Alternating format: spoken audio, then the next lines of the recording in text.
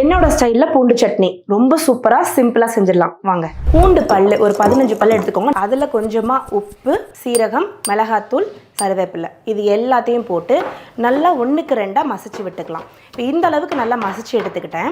இப்போ இதில் பார்த்திங்கன்னா ஒரு சின்ன நெல்லிக்காய் அளவுக்கு நான் இதில் புளி சேர்க்குறேன். நல்ல புளிப்பாக இருக்கும். புளி சேர்க்காதவங்க கொஞ்சம் இதில் லெமன் ஜூஸ் கூட ஆட் பண்ணிக்கலாம், அவ்வளோ டேஸ்ட்டாக இருக்கும். ஸோ புளி சேர்த்துட்டு நல்லா தட்டுன்னு தட்டி எடுத்தோம் அப்படின்னா சூப்பரான பூண்டு சட்னி ரெடி. இப்போ இதுக்கு மேலே தாளித்து கொட்டணும்.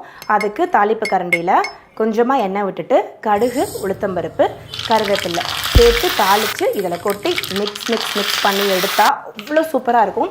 இந்த பூண்டு சட்னி பார்த்திங்கன்னா தோசைக்கு மேலே நம்ம அப்படியே அப்ளை பண்ணி சாப்பிட்றதுக்கும் ரொம்ப நல்லாயிருக்கும்.